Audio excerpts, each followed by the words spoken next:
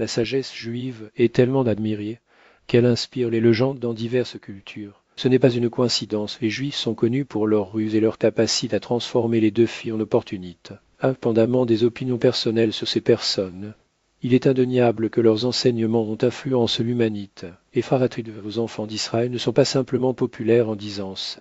Ce sont de vrais trésors de la connaissance passent de génération en génération. Dans ce contenu, vous connaîtrez 8 principes ancestraux de cette tradition applicable à quiconque, quel que soit son âge ou sa position sociale. Premier principe, préservez votre dignité avant tout. C'est un conseil précieux que les parents transmettent à leurs enfants.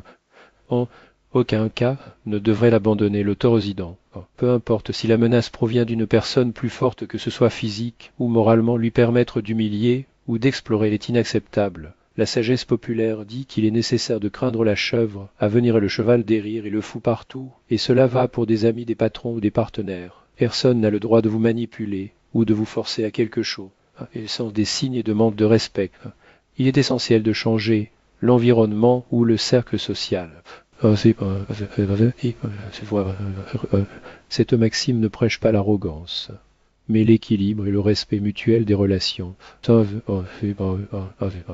Le proverbe ne soyez pas trop sucré ou ne vous dévorera pas, ne soyez pas trop amer ou ils vous rejetteront de Xime principe peut faire face aux obstacles en tant qu'alile. De problème arriverait la pire chose et d'être une source de pitié. C'était dit appris par des penseurs comme Mika et Zaleski refait une profonde vérité. La vie n'est pas un chemin droit, mais un voyage plein de courbes. Dans ce document, nous trébuchons, nous nous levons, faisons face à l'envie et à la moquerie, causant des dommages et faisons du bien. Les résistances à ces adversités nous renforcent. N'oubliez pas, les difficultés sont inévitables, quelle que soit la façon dont nous vivons. Apprendre à les apprécier est une leçon de résilience. Alors que certains pleurent pour le manque de diamants, d'autres sont de tresse par la rareté des haricots dans leur assiette. La différence réside dans la perspective. Troisième principe, cultiver l'habitude de lecture. Parmi les Juifs, l'amour des livres est presque unanime. Ils accumulent les connaissances à vile et revisitent fréquemment les passages preuves. Si vous vivez avec quelqu'un dans cette culture, vous savez que vos œuvres sont des trésors non négociables. Il y a un dicton illustre cette appréciation. Si vous laissez tomber l'or et un livre, prenez d'abord le livre. Une autre maxime renforce l'importance d'aligner la théorie et la pratique si leurs actions surmontent leurs connaissances. Elles sont précieuses si leurs connaissances surmontent leurs actions. Elles sont inutiles. Dans une société où beaucoup se plaignent du manque d'argent, peu se plaignent du manque de sagesse. Quatrième principe, évaluez votre travail et votre argent.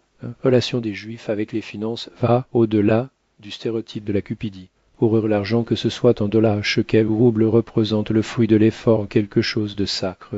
Cet état d'esprit vient d'une tradition de surmonter où chaque des choses c'est avec le dévouement. Par conséquent, il n'y a pas de place pour l'ostentation où les déchets et dépenses sans but sont de manquer de respect à l'héritage familial.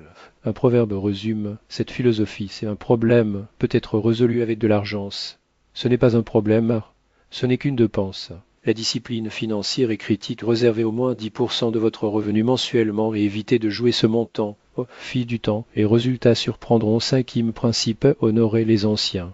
La culture juive, les personnes âgées occupent une place de premier plan. Votre expérience est consultée dans n'importe quelle situation, car, comme il disait, ceux qui vieillissent voient moins avec les yeux, mais beaucoup plus avec la sagesse. Cependant, cela ne signifie pas accepter l'aveuglement tous les conseils. Il y a un subtil avertissement. Si vous venez de parler à un imbécile, sachez qu'il parle deux imbéciles. Équilibre entre le respect et le discernement est essentiel. Sixième principe. Soyez prudent avec les femmes. Pour de nombreux hommes juifs, le choix du partenaire est une décision critique. Un mariage infructueux est considéré comme un malheur permanent, car le divorce n'est pas courant dans cette culture. Un dicton illustre, ce soit une mauvaise femme est pire que la pluie.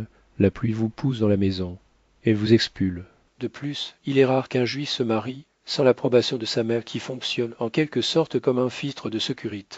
Un autre maximum, Ima provient que Dieu vous libre des mauvaises femmes et bonnet de barrassez-vous de vous. Septième principe, évitez les ragots et les mauvais. Les Juifs ont une aversion pour les bavardages et les conversations inactives. Dès le plus jeune âge, il est enseigné que Dieu adonne à l'être humain deux oreilles et une bouche pour entendre plus et parler moins. Dans la pratique, cela signifie écouter attentivement, conserver des informations, mais les partager avec une modération extrême. Quant à l'alcool, bien qu'il existe des variations individuelles, les abus sont rares. Un proverbe résume le risque là où le vin d'arrive, le secret sort. Et c'est un principe priorisé, infamé. Bien que ce ne soit pas un sujet souvent discuté publiquement, les valeurs familiales sont l'axe de la vie juive. À un dicton ironique qui n'a pas d'enfant, les éduque bien. Weber en particulier évite d'exposer des détails sur l'éducation de leur. Une autre maxime reflète la dynamique familiale. Les parents enseignent aux enfants à parler, les enfants enseignent aux parents comment faire taire. Plus que d'assurer l'éducation ou les biens matériels, l'accent est mis sur la transmission de principes solides. Au lieu d'acheter une maison pour votre enfant, il est appris à le conquérir, puis plus. L'hospitalité est une marque, mais avec une limite, les invite comme le poisson après 3 jours.